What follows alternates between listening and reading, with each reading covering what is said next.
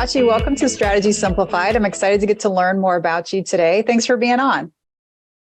Hi, Stephanie. Very happy to be here. Thanks for having me. Absolutely. So to dive in, could you kick us off with a brief introduction of who you are and your background pre-consulting? I'm originally from India. That's where I did all my studying up until my undergrad, which was in electrical engineering. And post that, I joined Shell in that capacity, and I stayed with them for close to 6 years, working as electrical engineer through different phases of a project life cycle. So through from feasibility study to design to detailed design to execution to maintenance. And it took me around different locations in the world, which was great. So I worked from Bangalore for around 3 years, cumulative, was in Singapore for a couple, and then Oman for a year. And then decided time was ripe to go for an MBA. Okay, well, let me first ask you about this stint as an engineer. Just to help with the listener base, can you give us some examples of some of the job titles you had during that portion? Yeah, so Shell has a very structured graduate program. So I was a graduate, and then I was electrical engineer. Then for a while I was leading a team, and then I became a electrical maintenance team lead.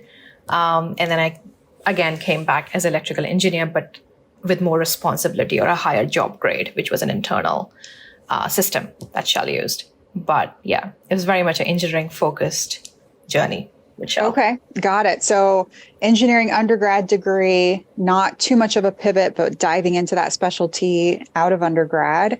And then you decided to get an MBA.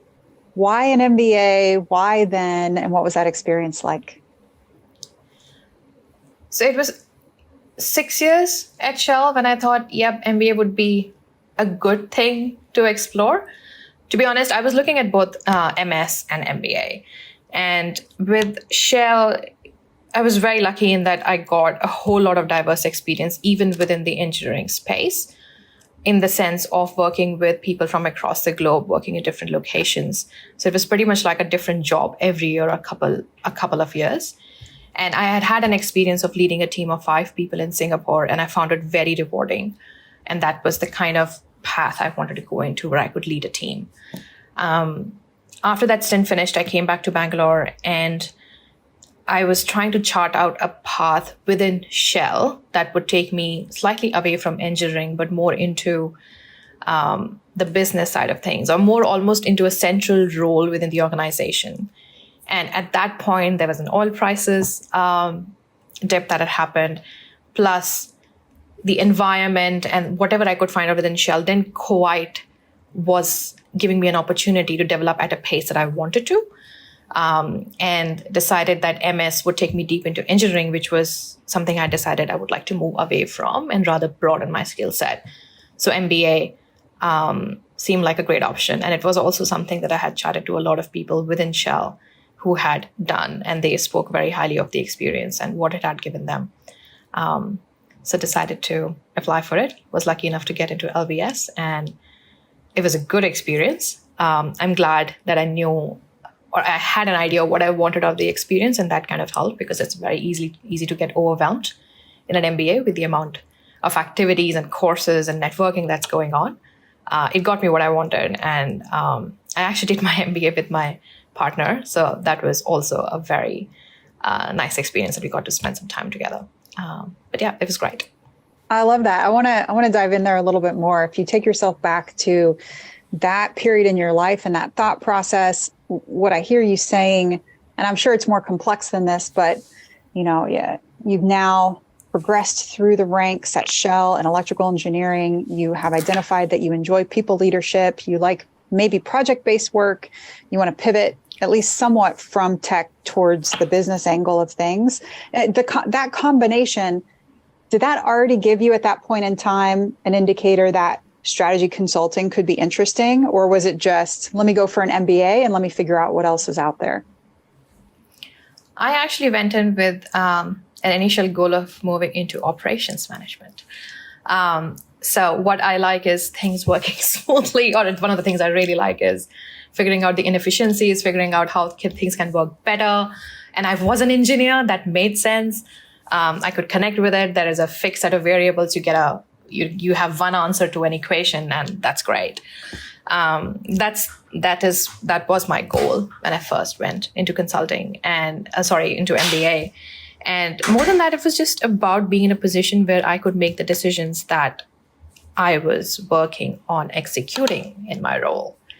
And I wanted to be in that position where I could learn enough and know enough to influence those decisions. And that is what led me to the MBA. And then things happened as they happened. Consulting came up. And I thought, yep, that's cool. I'm going to give that a shot. And then it went from there. I love it. You're after my own heart in that as well, because I also came from an engineering background, and I like efficiency and that operations management side. That also was a key area that I looked to when I started my MBA. I relate to all of that a lot. So, and you've already mentioned and said, getting into that world of an MBA, there's a lot of what feels like competing priorities. There's a lot of pulls on your time and commitment, and having to make hard choices about what to go after and where to put your energy, and probably a blessing and a curse to have your partner go through that with you. I think it's a blessing.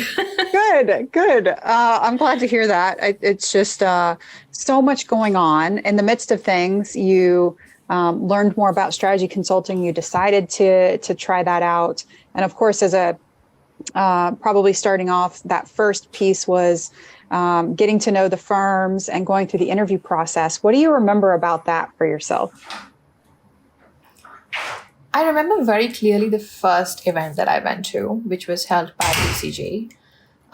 Barely 2 weeks into our session, had no idea what it was about. And it was like, yep, there's a drinks by BCG near their office in London. And I went, as you go, because you have severe FOMO, and there was nothing much going on at that time. And I clearly remember just being, one, impressed by the drinks. And second, they had gotten a very senior partner to speak to us. And he happened to be from oil and gas background, had done his MBA and then joined consulting, and was then a senior partner already. And that kind of clicked in me as, oh, that's a career path I actually hadn't thought of. And they're management consultants, so they spoke very well about the work they were doing, and they were very lovely. And I remember that as kind of a switch going on, that, oh yeah, okay, I hadn't thought of that at all. And this looks like something I would be keen to explore. And then came all the stresses associated with it. So the networking aspect of it, going for coffee chats, preparing for those coffee chats, casing, which is why I say it was a blessing to have a partner in the same process with me, because we could give each other cases. You might be terrible at it, but at least we got some practice before doing it with the pros. And yeah, I just remember feeling, you submit your resume and waiting for that ding or waiting for that acceptance. That was really hard. And sometimes that would come while you're in a class. Sometimes that would come while you're doing something else. And it was just a really stressful time. But it was also something, as I got to know the firms better, it also solidified as something I really wanted to do. For a couple of reasons. One being just the people, especially with Bain and BCG. I was very impressed by the people I was meeting, not just in terms of their capabilities of the work they were doing, but also just by how nice they were. Very open about their experience, very vulnerable, very authentic. And that I connected with very deeply. They were very open about mental health and diversity within their firms. And that was something I was looking for in my next place of work as well. So it was a weird time, if I can say that. But it stands out pretty strongly as I think back to it, and I'm glad it's over. For what it's worth. Well, now you get to help other people go through that stressful. Oh, I only wish I can. I hope I can. Absolutely. No, I know that you do. And it's obvious that BCG made a positive impression on you early, and they weren't the only firm to do so, as you've mentioned, but maybe they stuck their foot in there first, since that's where you ended up and that's where the direction you decided to go. So help us understand from LBS, doing as I believe, an internship in Sydney, Australia, right? And kind of what was that thought process like? And then what was your journey like from there? You mean post internship? Well, let's first walk me through, because I hadn't heard Australia so far on your list as you walked through Shell. So you end up in London at LBS, and then you're moving through your first year, going through this internship search. Tell me how you end up at BCG in Sydney. I mean, this is not as exciting. My partner was working in Perth in Australia. He's also Indian, but a naturalized Australian. And I had visited him there when I was working in Singapore, and I really loved the country. It's coming from India, there's a lot of people around, and that's great. But in Perth, I felt like I could breathe. There was a lot of nature around, and I loved it. People had a very strong sense of work-life balance. This was pre-consulting me, bear in mind. And decided that, yep, this was a country that we wanted to build a life in. And when we went to the MBA together, we initially thought of applying to London. 1 year in London, the weather got to me. It's very gray. And I was struggling with my mental health as well at that time. So I really wanted to be in a place which has sun. And that is how Australia came about. Now, with an Indian passport, there is always visa issues, as some of your listeners will very well resonate with. And I was just, again, fortunate that I had a path to visa for Australia, because at that point, the firms weren't sponsoring visas because of my partner. And it thankfully all worked out. But that's how I landed in Australia. It was part planning, part luck. No, absolutely. And I think it often is. Yeah. And it may not be, as you termed, exciting, but I do think it's an important part of the story as we think about many people try to start their road to consulting and think as a prospective consultant, okay, I want to apply to one of these multinational firms, and I'm just going to be able to choose wherever I want to go. And it's not quite that easy, right? Yeah. There's got to be a story and a connection that makes sense. And there's got to be obviously work authorizations sorted and figured out. And from year to year, based on local economic climates, global economic climates, immigration law, et cetera, it's a very malleable, ever moving space. So now it makes perfect sense to me, and why it would have made perfect sense to leadership at BCG in Australia. Okay, yeah, it makes sense that Prachi come here and that she already has this connection. And, we believe that she's going to be able to fit in well here from a cultural standpoint. That's always a part of the equation. And we believe that she's not just trying it out for one term, 1 year, and then going to disappear. Yeah. We can see why this is a move that makes sense. And from on the other end of the table, consulting leadership is always thinking about those types of questions, right? So now you've helped bring me up to speed about that. And it makes so much more sense. So you did the internship in Sydney, and you liked it. You immediately decided to stay, or you had your reservations but still decided to continue on, or what was that like for you? Okay, I'm going to be brutally honest. It was awful when I started. And I don't mean it as a way to scare any prospective candidates off, but I got thrown into the deep end from day one. It was in financial sector, a sector that I really don't like, and just don't connect with. And on my second day, I was crying and I was talking to my partner. And I said, you know what, I'm going to call the partner or MDP who recruited me and say, I quit. I'm leaving. I don't want this. So my partner had to kind of walk me off the ledge a little bit. And it was, and that happens every time I do a new case. You just get more used to it and have more confidence in yourself as you go through it. But that internship in itself it's pretty confidence shattering if you are not a very secure person, which I think a lot of management consultants aren't. I was given a slide to make, and that's a skill gap that I have. I didn't even know how to connect boxes on a slide. So I made a slide. It was so ugly, Stephanie. I still have it. I might frame it. And I showed it to the project leader who was in the case, and kudos to him. He did not just kick me out of the room right then. He actually showed me how to make it cleaner. In my defense, it was my second day. And I just got better at it. I accepted that I'm going to suck at it, but that's okay. I'm going to learn. And the PL was absolutely lovely. He gave me as much time as he could in terms of bringing me up to speed about the sector. The MDP actually sat down with me for 15 minutes and just gave me a breakdown of how a bank works and how do they make money, which was absolutely amazing. And then I asked help from the associates and consultants around. So, hey, I've made this Excel. How do they make it look pretty? Then they kind of helped me through shortcuts, through time-saving hacks, working in PowerPoint and Excel.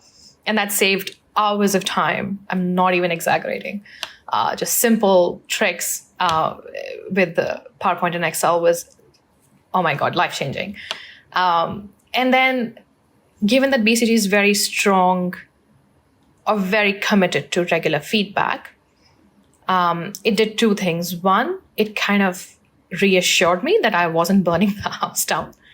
One of the best things that one of the associates told me was that you just have to not be value destructive.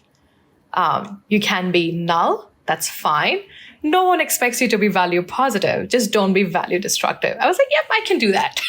Oh, that is too funny. Yeah. And but that put me at ease. And I would like to think at the end I was value accretive. But I realized that it's going to be nerve-wracking every time, but it was worth sticking around for the growth that you had in such a short amount of time with the people who were absolutely amazing. Again, confidence-shattering, nerve-wracking experience, but also very positive towards the end of it, or enough so that I wanted to come back with BCG and in the same role. It was also a rational decision in the sense that BCG is a brand that I wanted on my resume. It would give me the skills that I wanted to have to move into the business side, the decision-making rooms of the business world.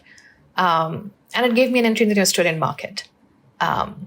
It was not a market I had worked in before. It was a very good chance to just diversify my skill set from electrical engineering and oil and gas to something completely different and very diverse, which could be applied to really any context, any industry going forward. So it was a very good stepping stone, even if I felt that, okay, I can't do this, which it turned out I did eventually decide to leave. But even with that, it felt like a very, very good couple of years to spend at the very least. Mm-hmm. Mm-hmm. Well, thank you for walking us through that process of getting the internship and moving through that summer, and that it wasn't, a lot of people covet these roles, and yet you walk in and it's not all roses and unicorns and rainbows like from day one. And there's some mental preparation, there's some upskilling, there's needing to understand the landscape around you, and all these different things come together to make you value additive over time, and not value destructive. I love that terminology. But ultimately you decided to go back. Is there, walk us through the rest of your professional journey from then until now, and if there's any things that kind of stick out to you about the rest of your time at BCG or what you've decided to do since. Would love to hear how you've gotten to where you're at today. I'll just add one more thing to the internship thing. There is training, though. There was a couple of days of training. Obviously, it didn't stick given my first slide, but that might just have been me. When you join full-time, there's a lot more training. It was like 2 weeks, if I remember correctly. So I came back to BCG, joined the Sydney office, had a great cohort to start with. And as much as I had worked in international environments, that in itself was a bit of, I hope I pronounced it correctly, acclimation process. In terms of a lot of Australians around, so I had to gel in with different people around me. I didn't connect with the kind of stories that they were telling and talking to each other about. So just making friends within that environment. And then got staffed on a case in oil and gas, stayed with them for a few weeks.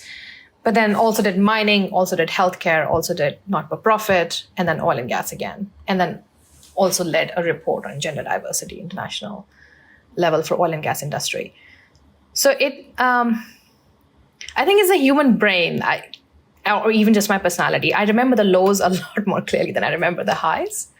But with the benefit of hindsight and the fact that I've been in industry now for almost 1.5 years, I'm a completely different person post-consulting and pre-consulting. If you think MBA gives you the confidence to stand in a room with executives and hold your own, consulting will multiply that tenfold. It will also, it stretched me to a point I didn't think was possible. It kind of makes you face all your childhood fears, all your insecurities, every issue you might have had with your parents, brings it all together to the fore. But hey, I got therapy as a result of it. So you know what? Silver lining. But I remember these conversations that I had on and off with people around me that stick out the most. One of them was during my internship when one of the principals on the case said, "Thank you for your contribution." And I said, "Oh, I did nothing." And she was like, "No, take the compliment. Women don't do that. You have to learn to take a compliment." And that was such a lovely moment for me. And that has stayed with me. As I always, maybe it's an Asian thing, maybe it's a woman thing, but it's hard to take compliments and just be like, "Yep, I did a good job." And she was very assertive in that, no, you have to learn to be comfortable with being told that you are doing well. I also, during my first case, I worked on the shell deck 2 or 3 weeks into the job, and I killed it. I just didn't know I killed it, but I was told later that I killed it, and that stands out. What happened as a result of that was that there was something else that I really didn't do well, because I went too deep into it and I was not doing hypothesis-driven work. And the principal on that case kind of had to pull me out and be like, "Oh my God, I forgot you still need help. You're new." And then we were sitting in an airport lounge when she was drawing out slides for me and be like, no, this is how you do it. That sticks out. When I worked in mining case, my first feedback session, I was giving 7 areas for development. Don't think that's typical, by the way. But I was just so nervous about working in a different industry with a completely different set of people while traveling that I just didn't do well. But 6 months later, I came out of this case as a very, very strong candidate with solid client relationships and fantastic feedback. So it was, again, trials through fire every single time that you do a new case. And then I did a not-for-profit case, which was such a delight. The completely different set of people, driven by completely different motives versus, say, a private sector organization. Really passionate, lots of scientists and lots of people who know their stuff. But seeing that the value that I could add as a generalist was also very eye-opening. My job there was around, they had raised a lot of money after the bushfires, and almost as much as the usual annual revenue. And the task was to divide it into different projects so that we kept the donors happy, we kept internal stakeholders happy, and we kept the wildlife and the flora and fauna happy. And it was just an exercise in so much directing that passion in the right direction while bringing some objectivity to the assessment, because you can't fund everything, unfortunately. And everyone wanted the money to go to the koalas, which is great. They're very cute. But there are other things that needed to be funded. So bringing all of that together, working with the chief conservation officer and her team to figure out where the money goes, where is it that it'll have the longest impact or most self-sustaining impact rather. Extremely rewarding experience, a very, very different environment. And we were treated very well. We were not like the external consultants who were trying to come in and change things around.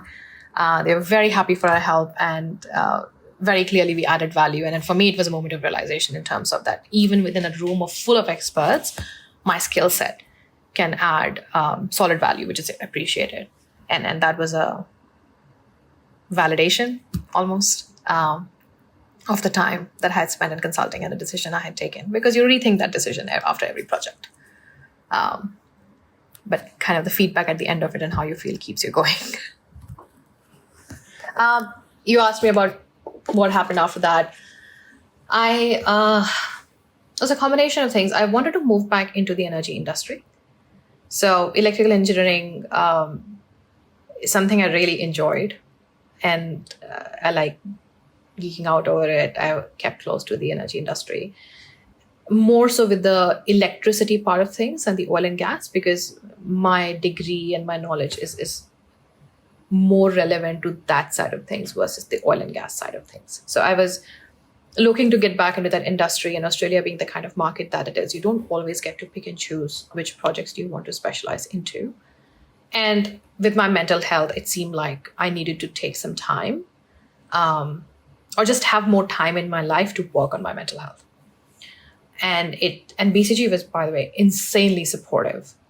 Even when I was struggling, everyone was super authentic, again, very vulnerable, sharing their own experiences, making sure that I could work at my best, helping me learn to prioritize, actually follow the 80-20 properly, setting boundaries and all of that. But I wanted to become an expert almost in the energy industry while using my strategy toolkit and have more time in life.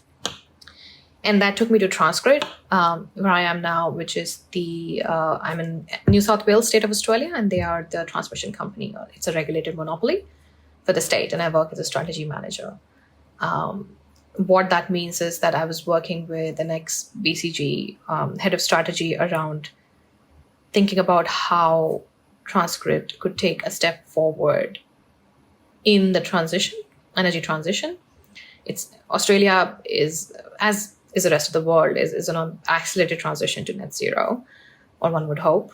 But there is a lot more intent and policy commitment behind reaching the net zero targets. And that means it impacts all the utility companies, all energy companies. And that's what I've been working on. And again, it's using my strategy toolkit to work on those problems, which I also understand technically is a position of strength that I really enjoy. Plus, it got me into a team management environment, which initially had gotten into my MBA. I've spent here 1.5 years now, and as we talk, I'm actually going to start a new job in 2 weeks. So I'll be joining a job in a hydrogen startup in Australia. And that's, again, a topic I got interested in while at Transgrid. And this job, again, seems like something that will stretch me beyond strategy into business development and marketing and PR, something that I did go through in my MBA, but not really in an actual job. So I'm really excited for it and a bit nervous.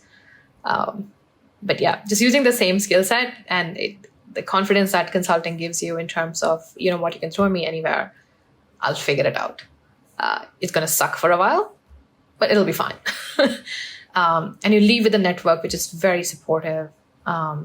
Even when I was evaluating this job opportunity, I managed to talk to 4 or 5 people within a space of a single day, getting their opinions and advice on what they thought of the job opportunity. They gave me negotiation tips and got some feedback on the new manager as well within the network, which he was doing as well, I'm sure. It's very powerful. As much of an insecure person as I was leaving BCG, and I still am, I am a lot more confident post-consulting than I was before. So yeah, now with you here. And I find coaching very rewarding, which is why I do management and consulting. Well, I really appreciate you walking me through your time at BCG. And after that, you've shared a lot about what some of those key elements were that you were able to bring from that consulting career and the benefits that's played out, not only in that first role, but even now as you're looking to transition again in the startup environment. I know that some of our listeners are still on the fence about whether or not consulting makes sense for them, as maybe as a stepping stone on their broader journey, or maybe it feels like a very distinct pivot as it was for you from engineering, moving through your MBA. Do you have any points of note for those who are still on the fence about whether or not consulting, whether it's the right fit for them? It has got to be a personal or individual decision. I think what I can say is about the criteria that you use to make that decision. So think about how willing are you to put in the hard work, even if in the short term. Look, no consulting firm expects you to join and become a partner. If you would say that in the interview, they'll probably laugh at you. So a couple of years, 2-3 years, making PL or whatever it's called in other firms, that could be a good target, but it is going to be hard. And just think about whether or not you're willing to do that. It's sometimes hard to make that judgment before you have been in those shoes. So trying for an internship before is a fantastic opportunity to do that. Beyond that, it's worth just examining your internal, I guess, being more self-aware around feeling that you will feel out of place and out of your depth and uncomfortable for a lot of time. And that's how the business model is. It's designed to make you uncomfortable. If you are comfortable, they're not doing a good job and you are not being stretched and you're not learning. So knowing how comfortable will you be with that? How humble are you? How willing are you to be able to continually work on feedback that would be continuously given to you? But knowing that you'll have absolutely incredible set of people around working on problems that you otherwise won't. So weigh those pros and cons and then make a decision. The thing I can say is no one regrets it. On the other side of it, everyone gains something out of it. Everyone goes on to do great things. You come out with a lot more than you think you would. There's a lot of latent learning that you don't realize while you are in it. And that becomes more obvious as you leave. So you won't regret it. But if it's not fundamentally what you want to do, because you will be in an advisor role, you will not get that kind of credit that you want. So if it's your slide in the newspaper, it's not your name below it. So your recognition comes from internal, from BCG, that you're doing a good job. So you need to be comfortable with that advisor role at least for some time. So these are the criteria that you could use to make a decision. But if you do it, there is nothing to lose. It's a fantastic job, an amazing opportunity. For how long, that depends from person to person, but nothing to lose. Prachi, I really see and just commend you on the transparency in your approach, the systematic way that you have approached even just your thinking there right now. And your structured communication in doing so. And I have no doubt that is exactly what you bring to your coaching career as well, being here with us at Management Consultant, as you try and help prospective candidates work through, is consulting right for me or not? How do I navigate through the case interview? How do I push forward through the conversation? How do I crack that math problem? How do I drive to recommendations and everything in between? Would love here to pivot and have you talk a little bit about that part of your work and life right now. What's your coaching philosophy? How do you approach that work with your clients? Cliched answer, but it depends. So it depends on where the candidate is in their preparation. So that's usually my first question. So where are you in your case prep? How many cases you have done? How do you feel about your own preparation? When are your interviews? And getting a sense of how much time they have before they have to go in front of an interviewer, the firms they are targeting, and so forth. And after that, it's really about, okay, is there something specific that you're trying to address in this conversation? Then we focus more on that, or find a case that suits more to that problem that you might be trying to address. But after that, if it's a case interview, then I go through a case, and I do usually BCG style or interviewee-led cases. And one tip that I always give people is, treat it as a conversation, like talk to me, tell me your thinking.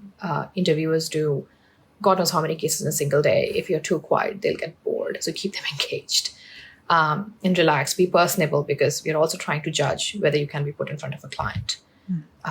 Can you hold your own? Can you be a good communicator?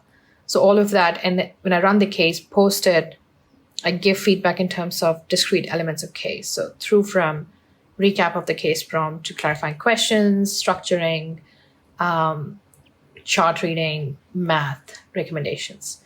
And all of it is really around, and plus there's a general feedback around how present they were in the case, the communication style.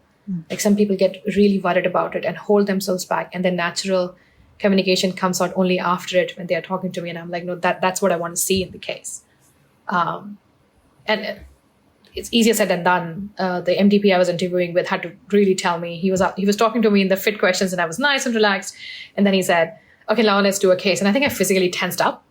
And he was like, no, relax. It's okay. And I was like, yep. So it's easier said than done, but it can come with practice.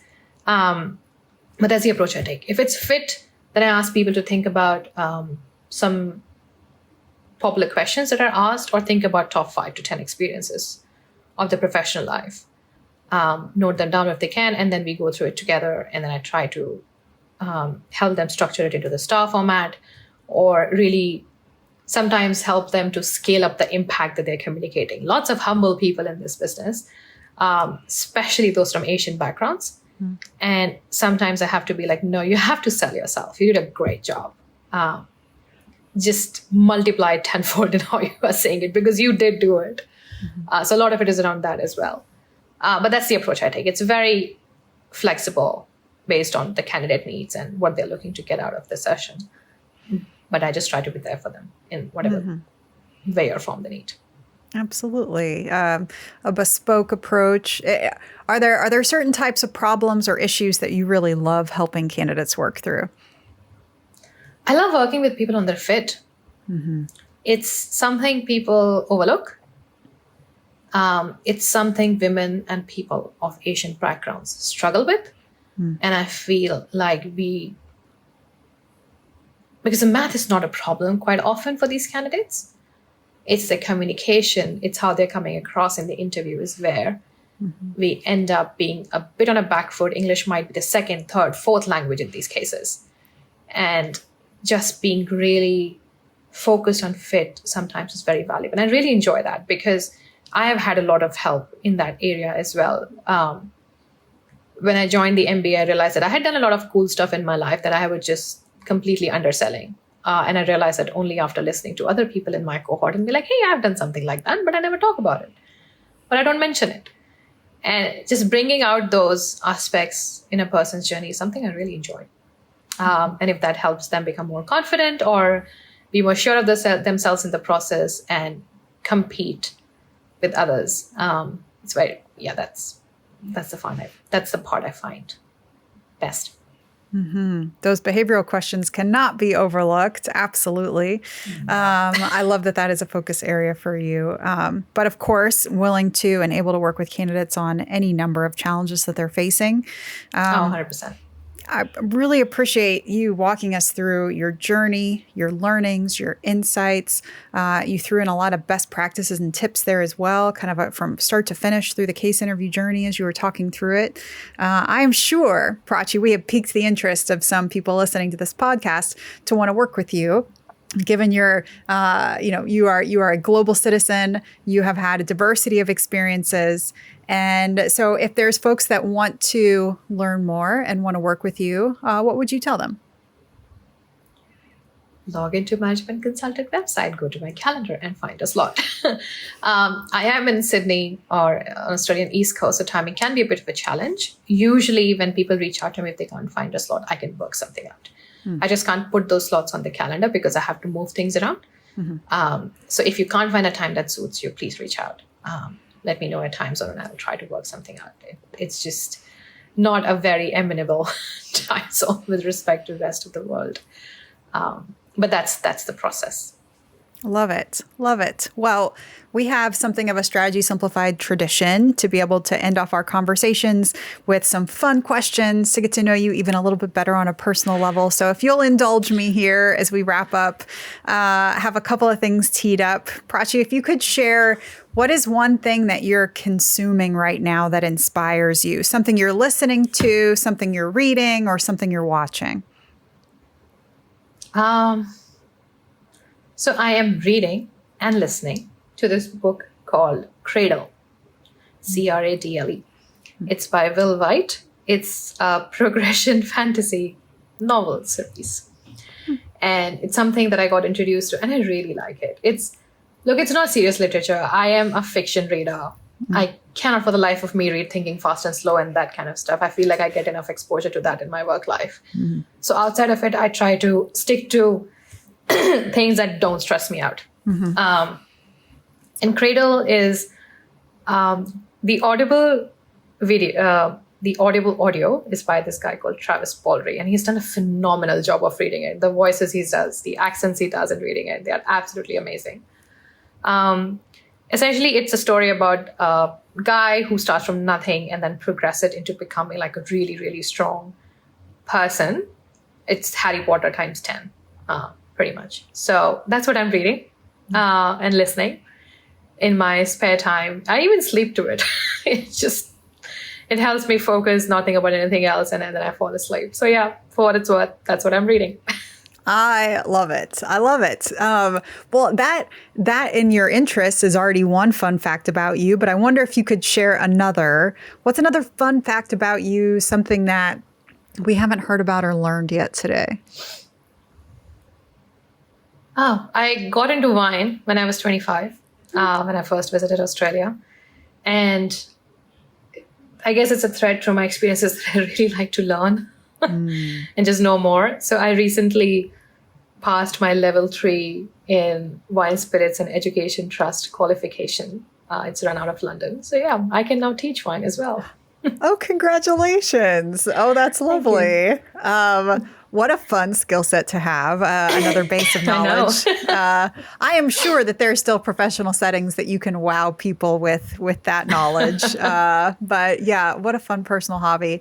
It's great conversation starter, especially in team outings and especially with people who have grown up. I mean, maybe not grown up, but have had wine for a long time. And that was something that triggered me on this path. I was like, I don't know what they're talking about. And I really don't like that. It's like, I'm going to learn everything about it and then I'll hold my own in this conversation. So yeah. Yes, a quest for hunger, knowledge, and the path of learning. I love it. I love it. Last one here for you, Prachi. Who is one person from history that you would love to get dinner with and why? It would be Jane Austen. Her writings, given that the kind of time she lived in, are actually quite feminist within that context. And Pride and Prejudice is a book I have read more than 30 times in my life. If you can't tell, I read to escape. And Pride and Prejudice is something that I read when I'm stressed, I'm on a break, I'm having a coffee. I know the words by heart and I keep going back to it. I keep reading it again and again. And I just really want to talk to her. She's amazing. She was amazing. I've read all of her books, but Pride and Prejudice is my absolute favorite. And I would love to grab dinner with her, especially in this time when she might actually get food, which is a lot more tasty than what she was eating at that time. All right, now it's official. Prachi, you are 100% a woman after my own heart. I love it. I love it. I love it. I love it. So it has just been a joy to chat with you and get to know you on this podcast. I am excited to have more and more people work with you as a prospective candidate, learn from you, learn about you through this process. Thanks so much for being on. Thank you so much, Stephanie. It was really fun.